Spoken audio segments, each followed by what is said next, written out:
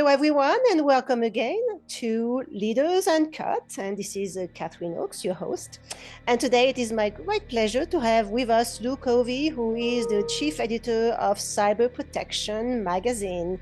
Hello, Lou. How are you doing today? I'm good and good to see you. Good to see you. I can't wait for you to share with my audience what it is you are doing with Cyber Protection Magazine, because it seems like you're really entered the new era of communication, tackling some of the major topics that a lot of people are questioning and truly don't understand very well. Yeah, I've really been fascinated by this particular sector for about 5 or 6 years. I've been a working journalist for almost 55 years, covered just about everything, but this is the only subject area that seems to touch absolutely everybody in today's world. That's wonderful. So give us a little bit of a background on yourself and what you have been doing with the magazine and what your focus is currently. Well, I started covering uh, cybersecurity as a freelancer about 6, 7 years ago. And the magazine I was working for folded up, and I had to go find something else. And I ran across this guy in Germany who was working for a cybersecurity magazine. And we decided to develop this relationship. And then he had a problem with that magazine and said, "Can we start our own?" I said, "Sure, why not?" And that's where we went. Right. But what we're looking for is is information for people who don't understand the subject matter. I Mhm. mean, the thing about the cybersecurity industry is that they talk to each other really well, but they don't talk to their customers very well. Mm. And so what our goal is to demystify that. Our motto is cybersecurity explained. Got it. And Got it. so we have people who are highly technical. We have chief information security officers as our readers, but we also have school teachers in Indiana. Mm. So we try to do something for that broad audience. Understood. Understood. I mean, that's really interesting because you cover cybersecurity, but you also cover artificial intelligence, renewable Yep. energy, anything that has to do with communication technologies, right? All of these elements are becoming very essential. So I believe it's critical to develop an understanding about them. And like you say, learn how to speak about it, how it is relevant to your own industry, and what are the best medium to communicate what it is you're doing in ways that are easy to understand, because that in itself is a big challenge. Yeah. And the thing is, if we were just doing it ourselves, it would be almost impossible. Mm, I mean, there are around 100 journalists in the world that are covering cybersecurity, mm.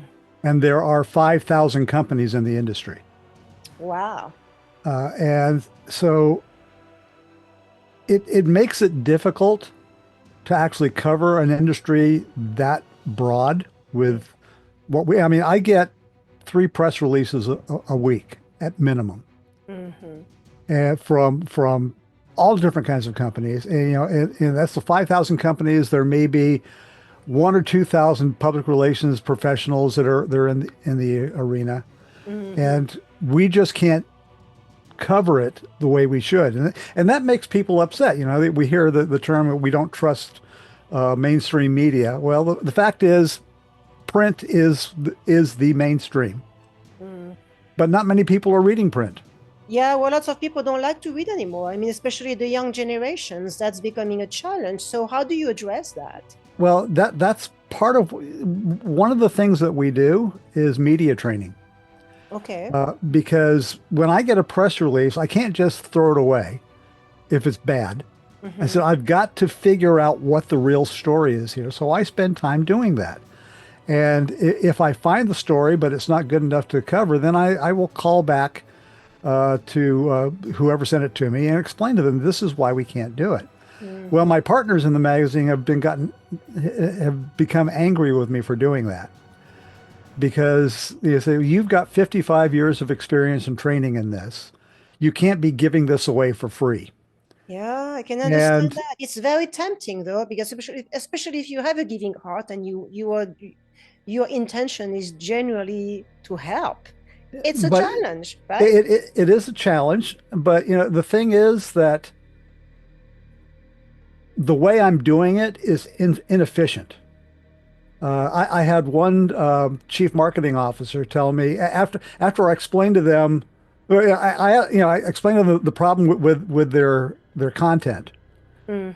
and then I asked them. I says, "So when do you think you're going to be redoing your website?" And she said, "We just finished redoing the website a month Oh ago." my God. And I went through the process of telling her what the problems were, and her response was, "I wish we'd talked to you 6 months ago." Oh yeah, I've had that happen to me many times. So I understand exactly what it is that you had to So go through. Yeah. so we decided, okay, if that's true, then we need to be entering this discussion a lot earlier. Yes, I mean that's the thing. Timing is everything. I can tell you, I so understand what you are going through. You have been going through what I have seen so many times, and it breaks my heart. People spending thousands of dollars on a new website. Yeah, yet their core message is not relevant to their core audience. Very often they are very unclear about who their core audience is. Therefore, everything that they are communicating is fluff, is not addressing the aches and pains of their audience, and it's not as efficient and effective as it should be. Yeah, and I think the problem is understanding the medium they're working in. Mm-hmm, Everyone is thinking, we're on video right now. Okay, then you've got podcasts, mm-hmm, and then you've got people thinking, oh, well, I can use AI to write my press releases. mm, But even before that concept, yeah, there were templates that would come out that you'd yes, write a press release to. right, And the result is everything you say, everything you write ends up being the same as everyone else. yes, So there's no differentiation. mm-hmm, And the written word, as much as people want to say, well, the written word is dead, it's not. You've got notes in front of you. That's written word. Press releases go out. That's written word. Texts go out. That's written word. Emails go out. That's written word. And they all have the same requirements for clear communication and not stating things that turn people off. mm, Like every press release I get from a startup says we are the leading company or we are the leader in XYZ. Well, there have been studies done by Gartner, by Columbia University, and by Oxford that said there are several words that will destroy trust in whatever you say. And one of them is saying you're a leader. huh, And that's because everybody says it. And if yeah, everybody says it, that means nobody is. yeah, that's And true. and they start their press releases off or even the emails I get. And we're representing XYZ Corporation, a leader in, and I'm going, you've lost the audience already. Yeah, yeah, So if we're going to do our job as journalists covering this particular area, we've got to find a way to help these companies express themselves clearly and with trust.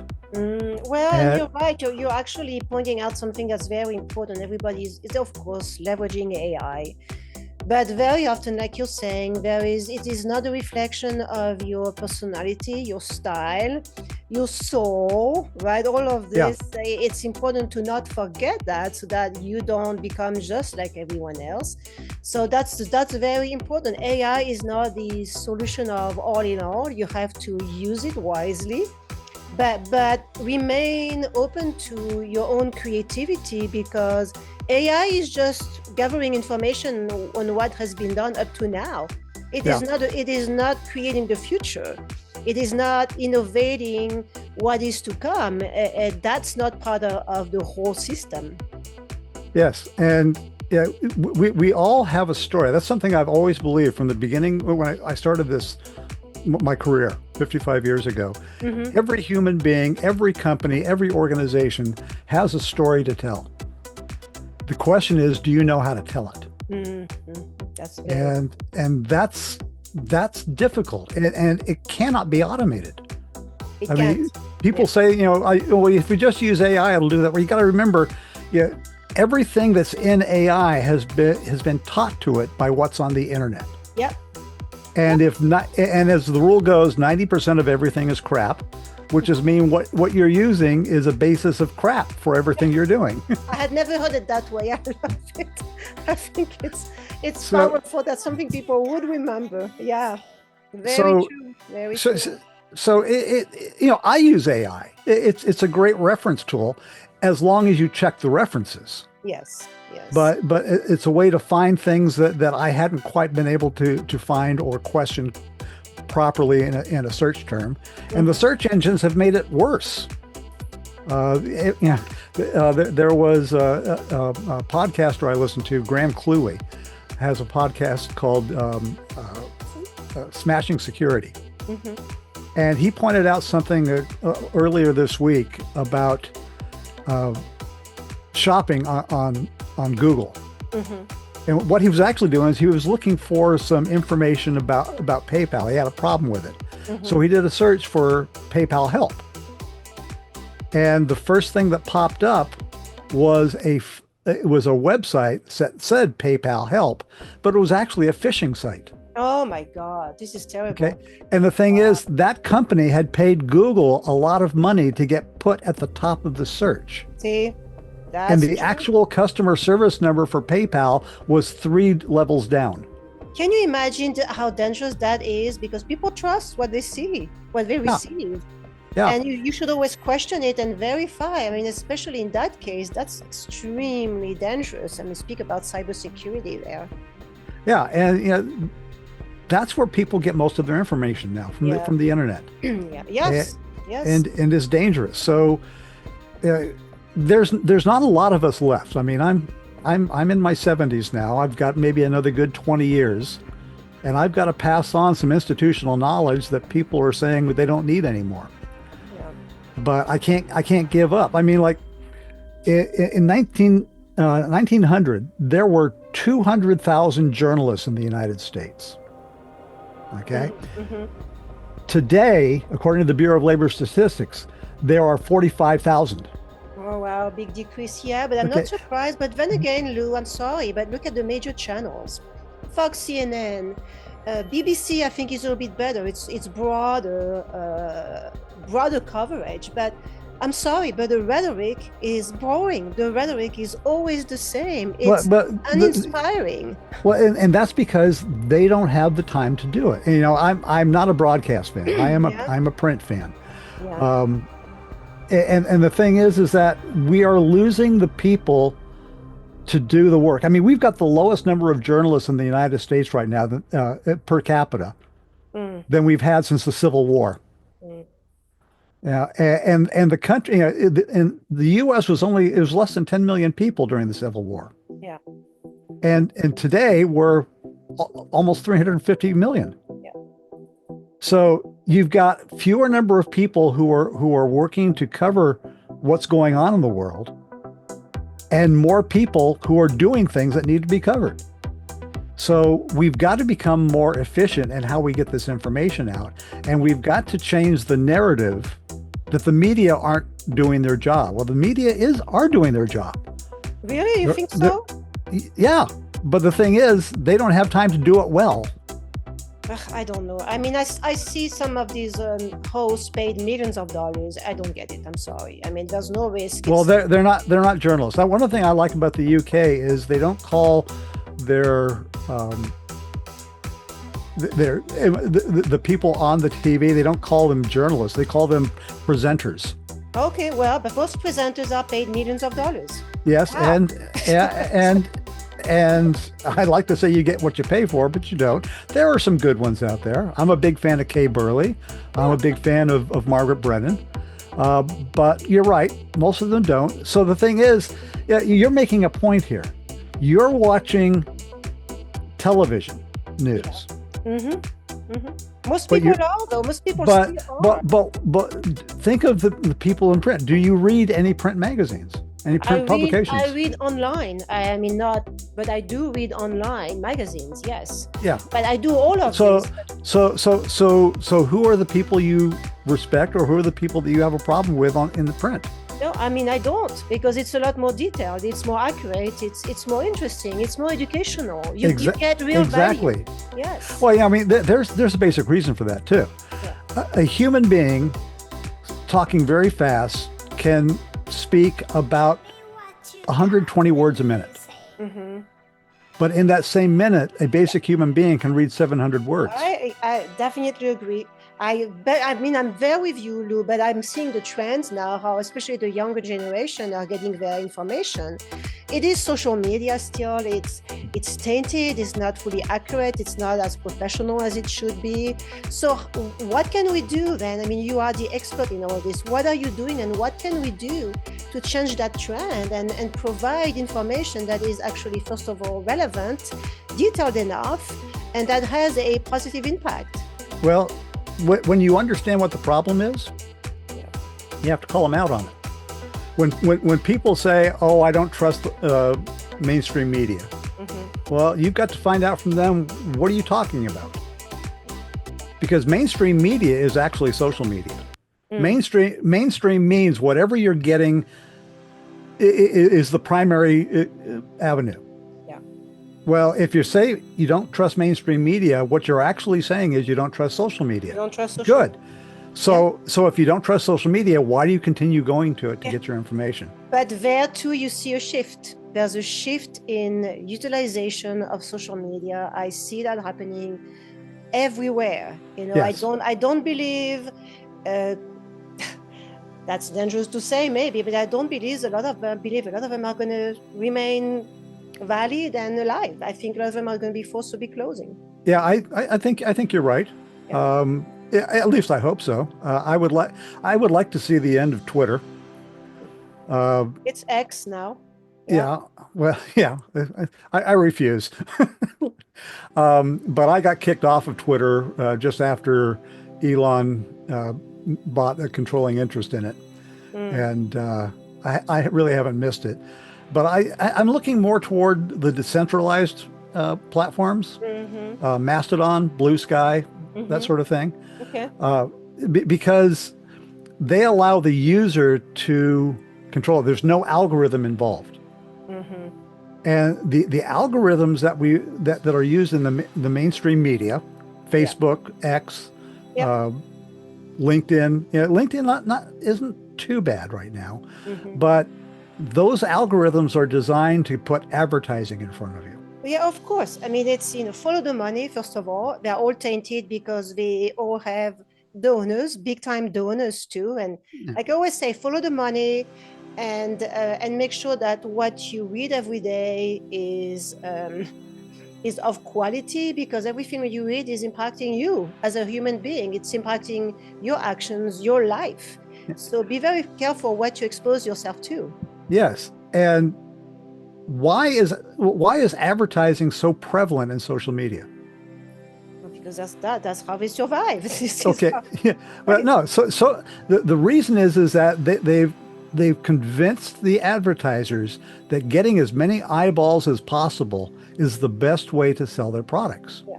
Yeah. And that could be true when you're selling erectile dysfunction pills and gold futures and commemorative plates. But I love the trio here. Yeah, but it doesn't really do much when you're in cybersecurity or any kind of technology or any kind of political issue. Yes. So you don't want to have the biggest number. You want to have the right people. Yeah. And the right people will come to you if you tell. I mean, that's the very basis for what Google said for search engine optimization. Produce engaging content. Okay. Now, that generally means produce content that makes people angry. But if you do that, you get the right people. I had a blog several years ago that was focused only on local politics because we had a couple of things going, and I wanted to get this taken care of. I had 12 people who were following it. That's it. That's Hmm. it. But the 12 people were 3 members of city council, 4 members of the county supervisors, a couple of state representatives, Mm. a U.S. representative, Wow. and a couple of businessmen. That's it. That's Interesting. it. And as a result, when they wanted to have input on what they were doing, they would call me. I just had 12 followers on that, but what I had to say in there was so important to them. Yeah. They wanted my opinion and they wanted my endorsement. Yeah, no, I get it. I totally So, understand. Yeah. so having the biggest audience means absolutely nothing unless you can point to the important people that are in it. And that's true. And I can tell you that most advertising campaigns, paid ad campaigns that I have done on Facebook or Instagram, led to zero result. I mean, very small results, unless you sell gimmicks or, jewelry and things like that potentially. But it's very, very limited, and you very often don't get the right return on investment. But that's another story. And since there are so few guardrails Yeah. for who can do the advertising, Yes, that too. you get yourself lumped into a bunch of criminals. Yeah.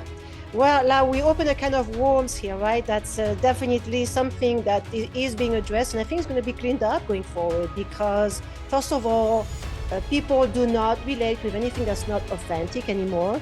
It doesn't Yeah. work. Yeah. So you have to make sure that now your communication is authentic and find the right medium to be able to communicate that story that is authentic. But then, Yeah. like you mentioned before, create that authentic story.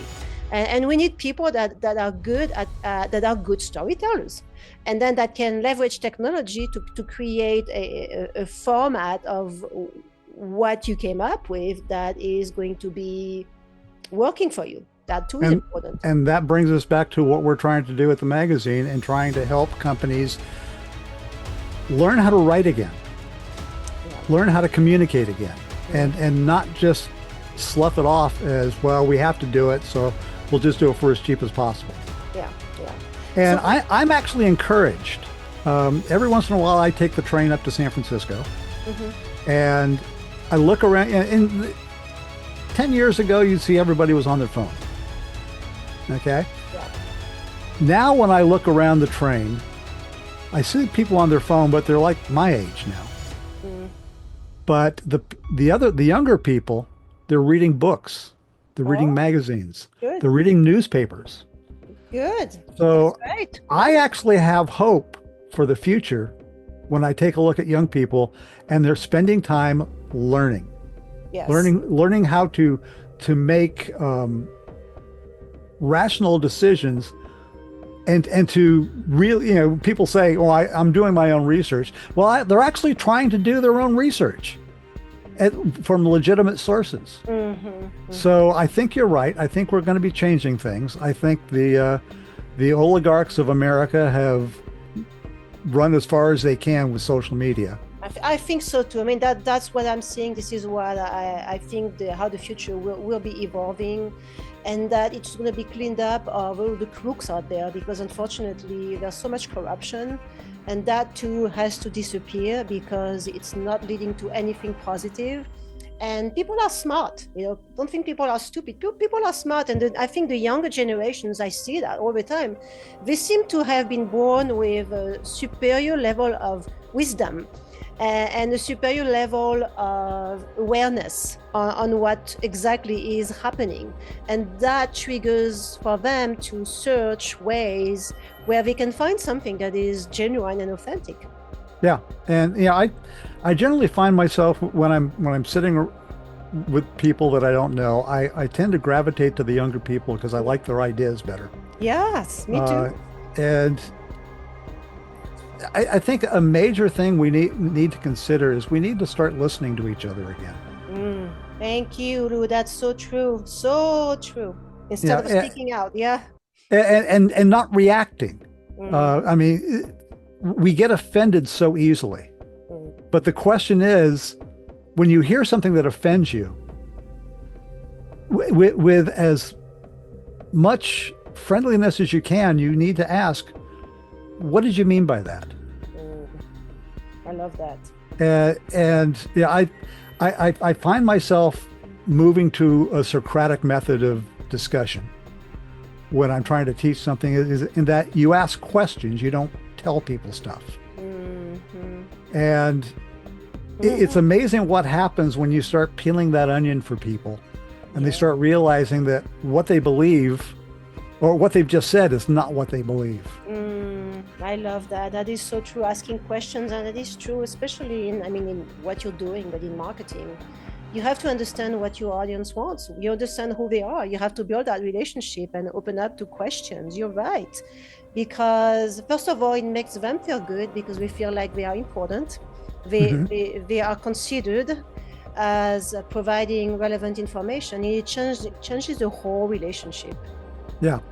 So if we can get past the emotion of it and start really getting into the intellect of it, I think we can change a lot of things. And especially in this country, but I'm a dual citizen. I'm also a citizen of the UK, and I'm concerned about both countries right now.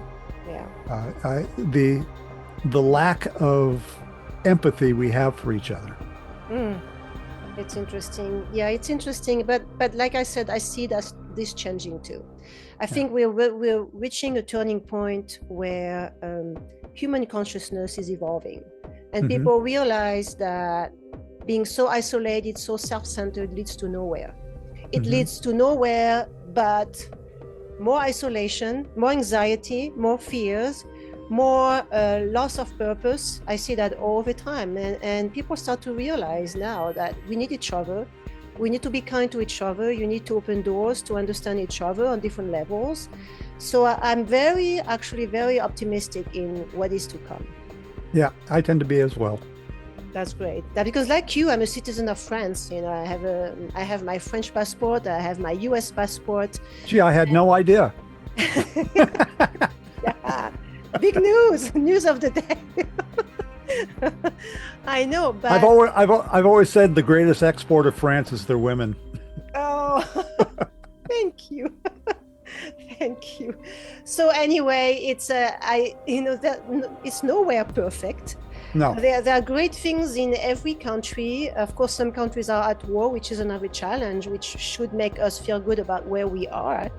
But I really believe in anywhere you are, there are positive things to learn, positive things to influence and contribute to, and we are here to make a difference. Really, yes. a positive difference. And I hope we will. Yeah, I hope we will too. So that's what I love. We could speak for hours here, Lou, but if you had an advice to give or something that you have learned in life that has made a huge difference for yourself and that you would like to share with the world here, what would that be? Good question. There's a saying that seems to come up more and more. Because we live in an angry world. And this is kind of a flippant statement, but it has a lot of truth to it. Never attribute to malice what is best explained by incompetence. Now, we take a look at people and we say, that's an evil person, or that's a good person. And it's not black and white.